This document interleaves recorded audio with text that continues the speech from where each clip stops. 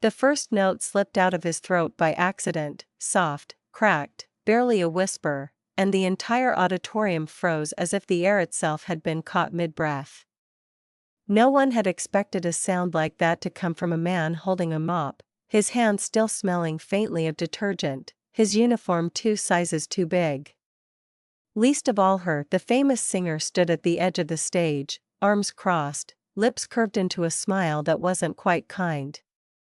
She had meant this as a joke. A moment.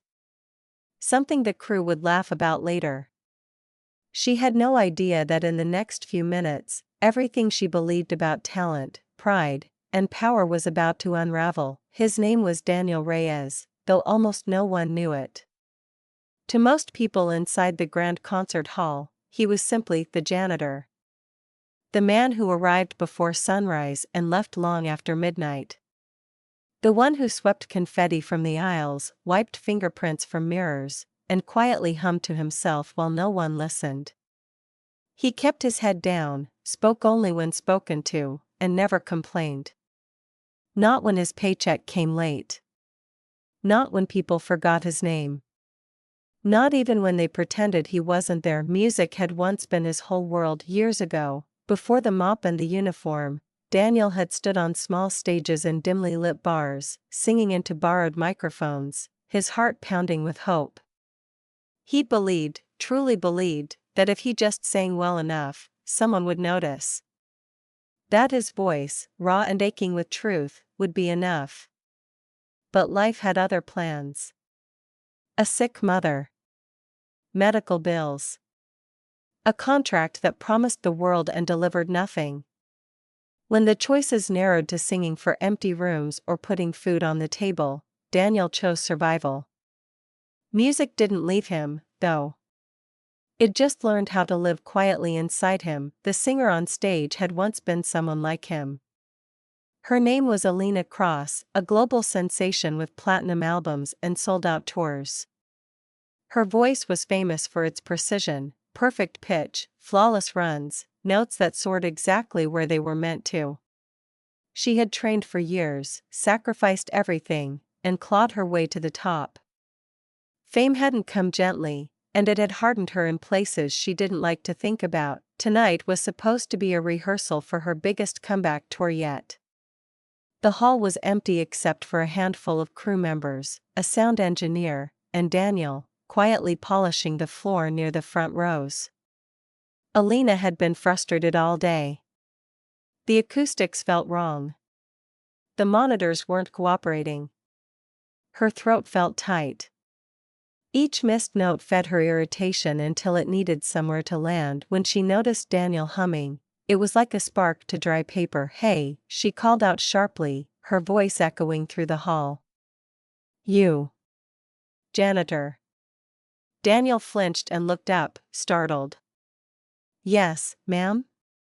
"Do you mind?" she snapped. "Some of us are trying to work." "I'm sorry," he said quickly, lowering his gaze.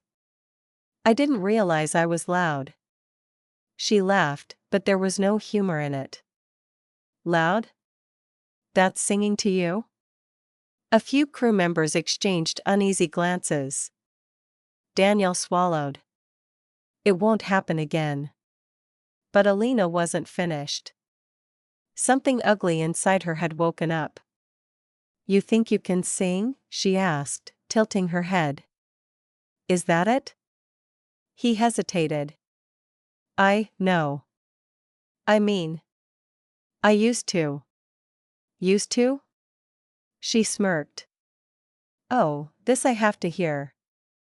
Come on. Since you're already making noise, why don't you come up here and sing properly?" The room went silent. Daniel's heart slammed against his ribs. "I really shouldn't." "What, stage fright?" she interrupted. "Don't worry.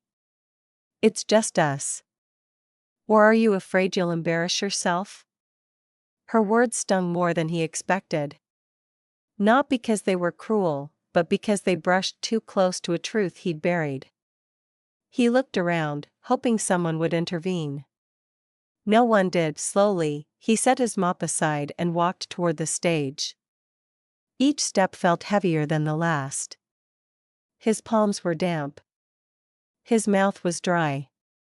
He hadn't sung out loud like this in years. Not since the night he packed his guitar away and promised himself he wouldn't dream so dangerously anymore. Alina gestured toward the center of the stage. Go on. Show us what you've got. Sing solo. No backing track. Let's see how real talent sounds. The sound engineer shifted uncomfortably but did as she asked, cutting the music completely. The silence that followed was immense. Daniel stood under the lights, blinking against their brightness. For a moment, he considered apologizing, stepping down, returning to the safety of invisibility. That would be easier. That would be familiar. Instead, he closed his eyes. He thought of his mother, humming lullabies while cooking dinner. Of the nights he sang to empty rooms, imagining faces in the dark. Of everything he'd lost, and everything he still carried. When he opened his mouth, the first note trembled. Not because he couldn't control it, but because it carried years of restraint breaking free. It wasn't perfect. It wasn't polished. But it was honest. As the melody unfolded, something shifted in the room. Daniel's voice grew steadier, richer. He reached for notes not with technique alone, but with memory, with longing, with a pain that had learned how to breathe. His voice cracked at times, but instead of breaking the spell, it deepened it. Every word landed like a confession. Alina's smile faded. She had heard thousands of singers. Trained vocalists, prodigies, stars in the making. None of them sounded like this. Daniel's voice didn't show off, it told a story. Notes curved and bent in ways she had never allowed herself to attempt, because they weren't safe. They weren't clean. They were vulnerable. When he reached the high note, the one she herself struggled with, he didn't force it. He let it rise naturally, carried by breath and emotion. It soared, full and aching, filling the hall with a sound that seemed to come from somewhere deeper than his lungs. Someone dropped a clipboard. By the time Daniel finished, the silence was heavier than before. He opened his eyes, suddenly aware of where he was, of who he was standing in front of. His chest rose and fell rapidly. I'm sorry, he said softly. I didn't mean to. Do it again, Alina said. He blinked. What? That part, she said, her voice quieter now. The bridge. Sing it again. He shook his head. I can't.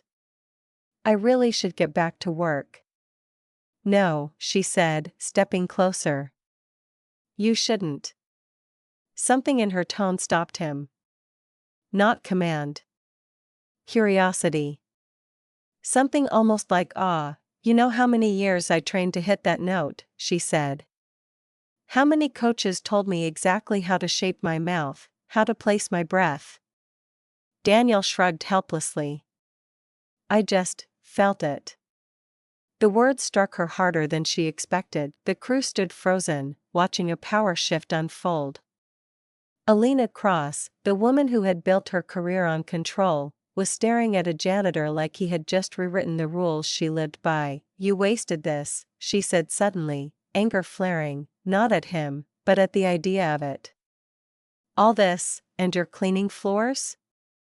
Daniel's jaw tightened. It's not a waste if it kept my family alive.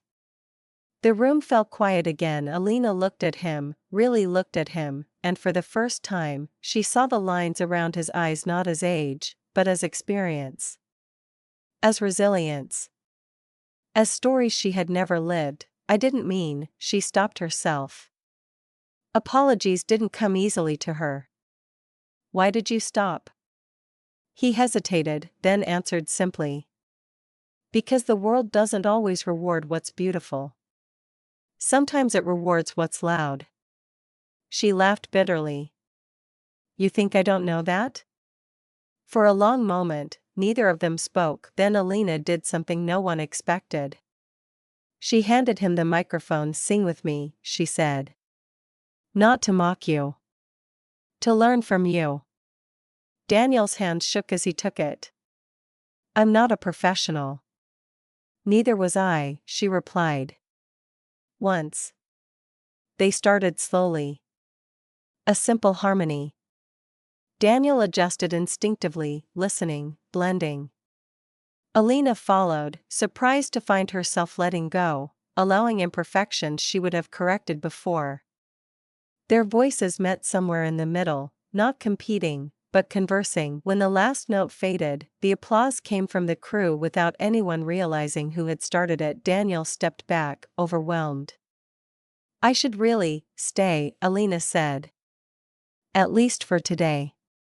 He stayed. In the weeks that followed, Daniel didn't quit his job. He couldn't afford to. But every evening after rehearsals, Alina asked him to sing. Not as a joke. As a collaborator. She listened. She asked questions. Sometimes she argued, sometimes she struggled. But slowly, her voice changed. It grew warmer. Less perfect. More alive. Word spread. At first, people laughed. Then they listened when Alina announced that a special guest would be joining her on tour. The industry buzzed with speculation. No one expected the man who walked onto the stage opening night wearing a borrowed suit, his hands still bearing the calluses of work no spotlight had ever touched. Daniel stood under the lights again, but this time, he wasn't alone. And when he sang, the audience didn't just hear a voice. They heard a reminder that talent can live anywhere. That humility can teach what fame forgets.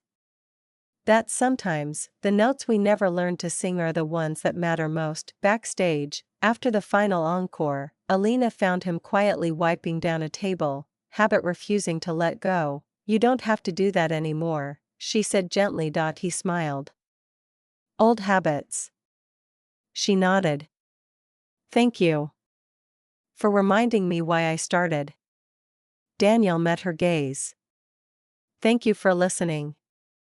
The world didn't change overnight. But somewhere, a janitor was no longer invisible. And a famous singer had learned that the greatest voices aren't always the loudest, sometimes, they're the ones that waited the longest to be heard.